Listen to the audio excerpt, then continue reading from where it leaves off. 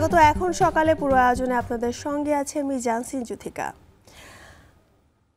বাংলাদেশের মোটর গাড়ি কিছু দক্ষিণ এশিয়ার মধ্যে তৃতীয়তম, যার পুরোটাই আসে আমদানি নির্ভর। তবে একসময় বিলাসবহুল গাড়ি হয়ে উঠেছে প্রয়োজনে, যেটা চাহিদা বাড়ছে, কিন্তু প্রতিবেশী দেশের তুলনায় গাড়ি ব্যবহার অনেকটাই পিছিয়ে বাংলাদেশ। এবং বাংলাদেশি কোম্পানি বাংলা কার বাজার নামে দেশীয় বিলাসবহুল গাড়ি উৎপাদন করেছে এবং আমদানি নির্ভর থেকে রপ্তানিমুখী করাও সম্ভব বলে মনে করেন বিশেষজ্ঞরা। তবে সরকারের সাহায্য প্রয়োজন। শাহাদাত অব্রের প্রতিবেদন।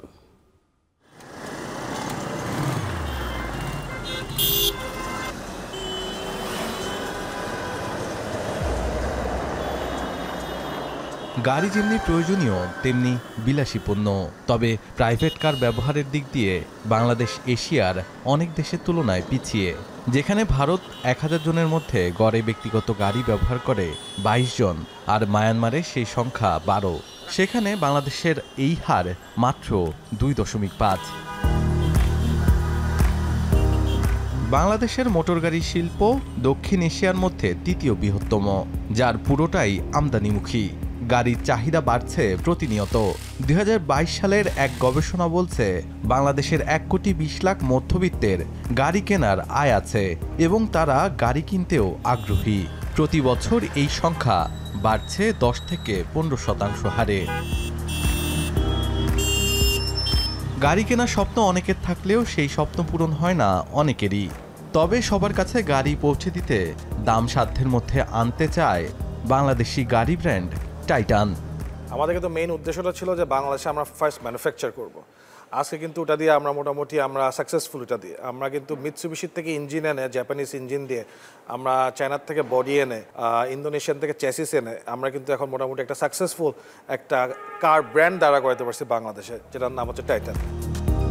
এবছর আধুনিক সব প্রযুক্তি আর নান্দনিক মডেলের দুটি গাড়ি বাজারে এনেছে দেশীয় গাড়ি ম্যানুফ্যাকচারিং ও উৎপাদক প্রতিষ্ঠান বাংলা কার। গাড়ির 25% বাংলাদেশে তৈরি করে বিলাসবহুল গাড়ির স্বাদ পূরণ হচ্ছে কম দামেই। 20 to 25% কিন্তু আমরা লোকালি আমরা কালেক্ট করতেছি। অ্যাটলিস্ট 40 to 50% কিন্তু আমরা নিয়ে আসতে পারবো, যা আমাদের প্রোডাক্টগুলো ইউজ করে আমরা কিন্তু লোকালি বানাতে পারবো। আপনি যদি বাংলাদেশের কম্পারেটিভ গাড়ি নেন, এটা কিন্তু 2 কোটি টাকা দাম। আমি কিন্তু সেখানে 70 লাখ টাকা আমি গাড়িটা দিতেছি। শুধু দেশের বাজারে নয়, এই গাড়ি রপ্তানির কথা জানাচ্ছেন এই উদ্যোক্তা।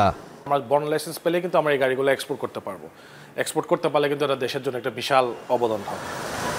গ্রাহকদের মধ্যেও বেশ সাড়া জাগিয়েছে এই গাড়িগুলো।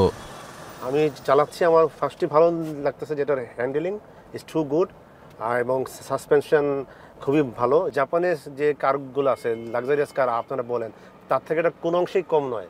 এখন অবধি ওনাদের প্রমিস এবং গাড়ির যেই আউটলুকটা, সেটা আমি বলবো যে কোয়াইট স্যাটিসফ্যাক্টরি। এই সেগমেন্টের গাড়িগুলো যেগুলো আসলে বাংলাদেশে তৈরি হবে, সেটা আসলে আমার এখন থেকে 2-3 বছর আগেও আসলে চিন্তা করা যেত না।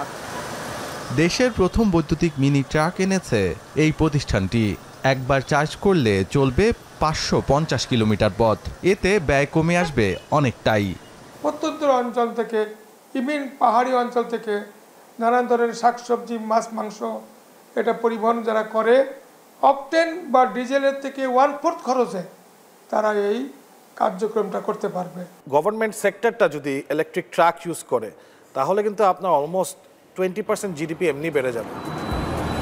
2022 সালে প্রতিবেশী দেশ ভারতের পরিসংখ্যান অনুযায়ী ভারতের মোটরগাড়ি শিল্প উৎপাদন ও মূল্যায়নের দিক থেকে বিশ্বের 4র্থ বৃহত্তম দেশ। ভারতে গাড়ি শিল্পের মূল্য $100 বিলিয়নেরও বেশি এবং এটি দেশের মোট রপ্তানির 8%। অথচ বাংলাদেশ মাত্র যাত্রা শুরু করেছে গাড়ি উৎপাদনে। বিশেষজ্ঞরা বলছে, বিশ্বের সাথে তাল মিলিয়ে চলতে হলে বাংলাদেশে গাড়ির যন্ত্রাংশ উৎপাদনের দিকে আরও মনোযোগী হতে হবে। দরজা বানাই না, আমি গাড়ির সিট বানাই না, আমি গাড়ির স্টিয়ারিং বানাই না, আমি রিলে বানাই না, আমার এখানে তো কিছুই প্রোডাকশন হয় না। যখনই ইন্ডাস্ট্রি ইম্পোর্ট থেকে সহজ হবে, তখন কিন্তু সব কিছুরই দাম কমে যাবে এবং আমাদের ফরেন কারেন্সিও রিজার্ভ বেড়ে যাবে যদি আমি দেশে গাড়ি উৎপাদন করতে পারি। তো সেই জন্য সরকারের একটা সুনির্দিষ্ট পলিসি দরকার। বাংলাকারের মতো বাংলাদেশি গাড়ি উৎপাদনকারী প্রতিষ্ঠান ক্রমেই বাড়লে কমে আসবে গাড়ির দাম। আমদানিমুখী এ খাত হয়ে উঠবে রপ্তানির বড় হাতিয়ার, ভূমিকা রাখবে জিডিপিতেও। শাহাদাত অফ্র, এখন, ঢাকা। এশিয়ায় ব্যাপকভাবে ডেঙ্গু ছড়িয়ে পড়া দেশগুলোর মধ্যে একটি সিঙ্গাপুর। দেশটি মশক নিধনে এডিস ইজিপ্টাই মশাকে অক্ষতিকর মশায় রূপান্তরিত করে প্রকৃতিতে ছেড়ে দেয়। এতে নিয়ন্ত্রণ করা সম্ভব হয়েছে এডিসের বংশবিস্তার, যা বাংলাদেশেও করা সম্ভব বলে মনে করেন গবেষকরা। কিন্তু সেক্ষেত্রে বাংলাদেশের অগ্রগতি কতটা? দেলোয়ার দোলনের প্রতিবেদন। এশিয়া ছাড়াও লাতিন ও উত্তর আমেরিকার বিভিন্ন দেশে ডেঙ্গু সমস্যা দীর্ঘদিনের, কখনো কখনো যা ভয়াবহ রূপ নেয়।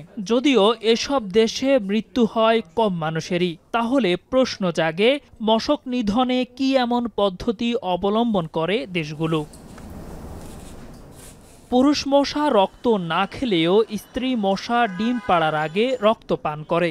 এক্ষেত্রে ডেঙ্গু আক্রান্ত ব্যক্তির রক্ত থেকে প্রথমে নিজে সংক্রমিত হয়ে ভাইরাস বহন করে। এর ৮ থেকে ১০ দিন পর যা মশার দেহের অন্যান্য কোষে ছড়িয়ে পড়ে। এ মশার কামড়েই ছড়ায় ডেঙ্গু। এশিয়ার যেসব দেশে ডেঙ্গুর বেশি প্রকোপ রয়েছে তার একটি সিঙ্গাপুর। কিন্তু ডেঙ্গুর ঝুঁকি থেকে নিজেদের বের করে এনেছে দেশটি। আর এজন্যই অ্যাডিস ইজিপ্টাই মশাকে অক্ষতিকর মশায় রূপান্তরিত করেছে দেশটির গবেষকরা। তারপর সেগুলো ছেড়ে দেওয়া হয় প্রকৃতিতে, যার সুফল পেয়েছে দেশটি। এই পদ্ধতির প্রয়োগ কি বাংলাদেশেও সম্ভব নয়? ওলবাকি একটি ব্যাকটেরিয়া। এই ব্যাকটেরিয়া যে কোনো একটি মশার ভিতরে আমরা যদি দিয়ে দেই, যেমন এডিস মশার মধ্যে যদি দিয়ে দেই, তাহলে ওই এডিস মশাটি প্রকৃতিতে থাকা পুরুষ মশা স্ত্রী মশার সাথে যখন মিলিত হবে, তখন ওই স্ত্রী মশা যে ডিম পারবে সেই ডিম থেকে আর বাচ্চা হবে না। আবার স্ত্রী মশার দেহে যদি কোনো ভাইরাস আসে, ডেঙ্গু ভাইরাস, সেই ভাইরাসটিও তার দেহে আর গ্রো করবে না।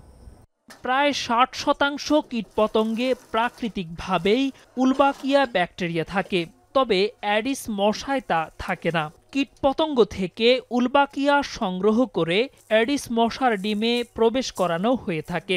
এতে কোনো মশার ডেঙ্গুর ভাইরাস থাকলেও উলবাকিয়ার কারণে তা আর ছড়াতে পারে না। বিজ্ঞানভিত্তিক এ পদ্ধতির জন্য প্রয়োজন মশার হ্যাচারি, যেখানে প্রতিদিন কোটি কোটি ক্ষতিকর নয় এমন মশা প্রজনন করা যায়। উলবাকিয়া ব্যাকটেরিয়া নিয়ে কাজ করছে আইসিডিডিআরবির এ গবেষক।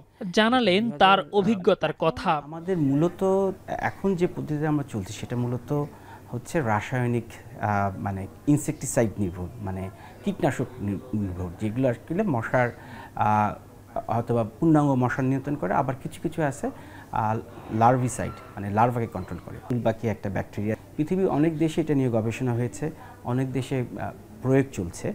তো এখন পর্যন্ত আমাদের দেশে এটা এখনো হয়নি, আমরা কিছু মানে গবেষণা পর্যায়ে রয়েছি। আবার পুরুষ মশা উলবাকিয়া যুক্ত হলে এবং স্ত্রী মশায় উলবাকিয়া না থাকলে তাদের ডিম থেকে লার্ভা হওয়ার সম্ভাবনা কমে যায়, হলেও বড় হওয়ার মতো যথেষ্ট শক্তিশালী হয় না। তবে বাংলাদেশের ভৌগোলিক অবস্থান ও আবহাওয়ায় এসব মশা কতটা টিকে থাকতে পারবে?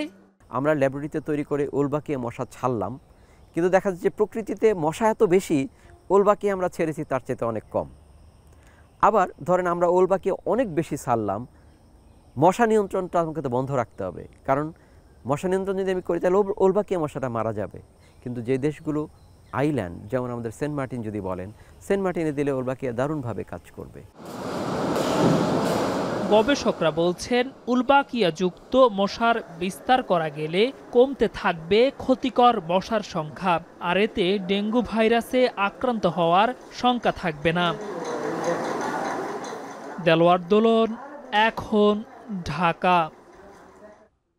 ময়মনসিংহ অঞ্চলে শিল্প কারখানাগুলোতে পুরো দমে উৎপাদন কার্যক্রম চলছে। বন্ধে যে ক্ষতি হয়েছে, অতিরিক্ত সময় কাজ করে শ্রমিকরা সেই ক্ষতিটা পুষিয়ে নেওয়ার চেষ্টা করছেন এবং পোশাক যেন যথাসময়ে ক্রেতাদের কাছে পৌঁছে যায় সেই চেষ্টাও করছে শ্রমিকরা। সেটাই এখন বড় চ্যালেঞ্জ। এবং এদিকে প্রতিষ্ঠান এবং শ্রমিকদের নিরাপত্তা নিশ্চিতে তৎপর পুলিশ শিল্প। হারুনুর রশিদের প্রতিবেদনে বিস্তারিত, ক্যামেরায় ছিলেন সায়মা কুন্দ।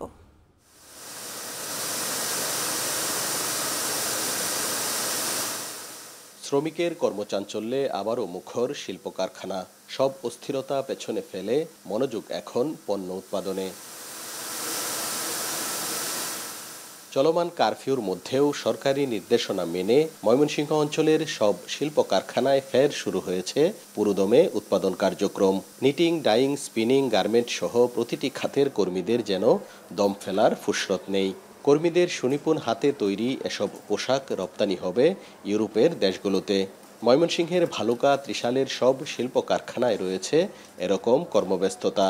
কোথাও কোথাও কাজ চলছে কয়েক শিফটে। কাজের চাপ বাড়লেও অসন্তোষ নেই শ্রমিকদের। দ্রুত কাজে যোগ দিতে পারায় খুশি তারা। খোলা হয়ে গেছে, এখন স্বাভাবিক পর্যায়ে সবাই আমরা অফিস আসতেছি, ভালো, কোনো সমস্যা নেই। অনেকদিন বন্ধ ছিল, আমরা অস্থির ছিলাম, এখন কাজ করতেছি, এখন ভালো লাগে। কাজ করতে গেলে টাকা উপার্জন করতেছি, পরিবার নিয়ে ভালোভাবে চলতেছি, ফিরতেছি, খাইতেছি। প্রোডাকশন আমাদের টার্গেট, প্রতিদিনকার টার্গেট ঠিক মতো ফিল আপ হচ্ছে, কোনো অনুপস্থিতি নেই। শ্রমিকরা যার যে সুন্দরভাবে যার যে কাজ দায়িত্ব পালন করছে। আশা করি আমরা আমাদের টার্গেটগুলি খুব দ্রুত ফিল আপ করতে পারবো। সাম্প্রতিক অস্থিরতায় 4 দিন উৎপাদন বন্ধ থাকায় সারা দেশের মতো বড় দাগে ক্ষতির মুখে পড়েছে ময়মনসিংহ অঞ্চলের শিল্প প্রতিষ্ঠানগুলো। কারখানা খোলার পর ক্ষতি পুষিয়ে নেয়ার চেষ্টা চলছে বলে জানান প্রতিষ্ঠানের কর্মকর্তারা। অর্ডারের পোশাক যথাসময়ে ক্রেতাদের কাছে শিপমেন্ট করাই এখন সর্বোচ্চ গুরুত্ব তাদের। আশা করব যে আমাদের যারা বায়ার আছেন এবং আমাদের সঙ্গে যারা সংশ্লিষ্ট সরকারি এবং আমাদের যারা বিজিএমএ আছেন, সকলে আমরা একত্রে মিলে এই চ্যালেঞ্জ উতরানোর জন্য যেখানে যেই পদক্ষেপ নেওয়া দরকার তারা আমাদেরকে সেই সহায়তা করবেন এবং আমাদের সেই প্রচেষ্টা থাকবে সবসময়, যেহেতু আমরা রপ্তানিটাকে যথাযথ সময় করতে পারি। দূর দূরান্ত থেকে শ্রমিকরা আমার এখানে এসে কাজে যোগদান করেছে এবং আমাদের অর্থনৈতিক চাকা আশা করি যদি এভাবে থাকে খুব ভালোভাবেই চলবে। 98% শ্রমিকই উপস্থিত থেকে হয়েছে, যার কারণে আমাদের প্রোডাকশনের কোনো সমস্যা হচ্ছে না। এদিকে শিল্প প্রতিষ্ঠান এবং শ্রমিকদের নিরাপত্তা নিশ্চিতে নজরদারি বাড়ানো হয়েছে বলে জানান শিল্প পুলিশের এই কর্মকর্তা। শ্রমিকদের চলাচলের পথে শিল্প পুলিশের সার্বক্ষণিক টহল রয়েছে বলেও জানান তিনি। 24 ঘন্টা আমাদের টিমগুলোকে ডিপ্লয়েড করা থাকে এবং মোবাইল এবং কিলোপাটি সহ অন্যান্য বিভিন্ন ধরনের স্ট্যান্ড বাই টিমগুলো আমাদের সজাগ থাকে, কোনো ধরনের প্রতিবন্ধকতা না থাকে এবং নিরাপত্তার বিষয়টি মাথায় রেখেই আমরা প্রতিনিয়ত আমাদের কার্যক্রমগুলো পরিচালিত করছি। ময়মনসিংহের ভালুকা ও ত্রিশালে নিটিং, ডাইং, স্পিনিং, গার্মেন্ট সহ 300-রও বেশি শিল্প কারখানা রয়েছে, যেখানে কাজ করেন 2 লাখেরও বেশি শ্রমিক। কর্মীর হাতের এই মেশিনগুলো সচল থাকলেই সচল থাকে দেশের অর্থনীতি। এতে ছেদ পড়লেই যেমন মুখ থুবড়ে পড়ে দেশের অর্থনীতির চাকা, তেমনি ঘোর অমানিসার অন্ধকার নেমে আসে লাখ লাখ গার্মেন্টস কর্মীর পরিবারে। যে কোনো দুর্যোগ, অস্থিরতায় গার্মেন্টস শিল্পে যেন কোনো আঁচড় না লাগে, এমনটাই প্রত্যাশা এই খাত সংশ্লিষ্টদের। হারুনুর রশিদ, এখন, ময়মনসিংহ। সপ্তাহ ব্যবধানে মানিকগঞ্জের পাইকারি বাজারে কমাচ্ছে সব রকমের সবজির দাম। বিক্রেতারা বলছেন আড়তের সরবরাহ ভালো থাকায় সবজির দাম কমেছে। মানিকগঞ্জের ভাট বাউর সবজির আড়ত থেকে বিস্তারিত জানিয়েছেন সহকর্মী আসাদুজ্জামান। আমি এই মুহূর্তে রয়েছি মানিকগঞ্জ ভাটবাউর সবজির আড়তে। একেবারে ভোর থেকে এখানে বিক্রি শুরু হয়, চলে সকাল 8:30 পর্যন্ত। দূর দূরান্ত থেকে মানুষ তাদের উৎপাদিত সবজিগুলো নিয়ে আসে। সপ্তাহের ব্যবধানে কিন্তু প্রায় প্রতিটি সবজির দামই কমেছে প্রায় অর্ধেকের মতো। আজকের বাজার দর সম্পর্কে যদি একটু বলতে চাই, যে গত সপ্তাহে যে দেশি লাউ 60 টাকায় বিক্রি হয়েছে, আজ কিন্তু সেই লাউ বিক্রি হচ্ছে 25 থেকে 30 টাকায়। 60 টাকার বেগুন বিক্রি হচ্ছে 20 থেকে 30 টাকায়। আর পটল 40 টাকা, যেটা এক সপ্তাহ আগে বিক্রি হয়েছে, আজ কিন্তু সেটা বিক্রি হচ্ছে 20 টাকায়। আর পেঁপে 40 টাকার পেঁপে আজ বিক্রি হচ্ছে 20 টাকা। ঢেঁড়স 50 টাকার ঢেঁড়স আজ বিক্রি হচ্ছে 15 থেকে 20 টাকা। এবং ধুন্দল 40 টাকার ধুন্দল আজ কিন্তু সেটা বিক্রি হচ্ছে 15 থেকে 20 টাকা। অপরদিকে যে করলা রয়েছে, সেই করলা কিন্তু আমরা দেখেছি যে এক সপ্তাহ আগেও 120 টাকা কেজিতে বিক্রি হলেও কিন্তু আজ সেটা বিক্রি হচ্ছে 70 থেকে 80 টাকা। আর যে কাঁচামরিচ, গতকাল যে কাঁচামরিচ 100 টাকায় বিক্রি হয়েছে, আজ সেটা দাম বেড়ে বিক্রি হচ্ছে 150 টাকা কেজিতে।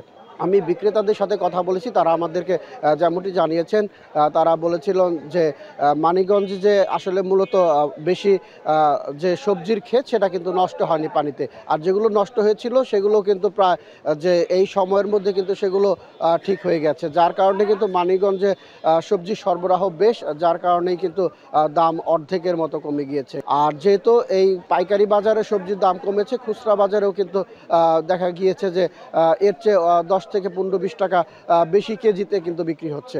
তো এই ছিল আমার কাছে মানিকগঞ্জ সবজির বাজার থেকে সর্বশেষ সংবাদ।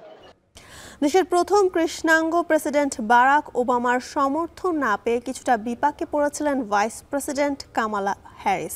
বিল ক্লিন্টন সহ বেশ কয়েকজন ডেমোক্র্যাট নেতার সমর্থন পেলেও কামালার প্রার্থিতা নিয়ে গুঞ্জন ছিল মার্কিন গণমাধ্যমগুলোতে। অবশেষে স্ত্রী মিশেলকে নিয়ে কামালা হ্যারিসকে পূর্ণ সমর্থন দিয়েছেন ওবামা। এমন খবরে স্বস্তি ফিরেছে নীল শিবিরে। বিস্তারিত সতীর্থ কর্মকারের প্রতিবেদনে।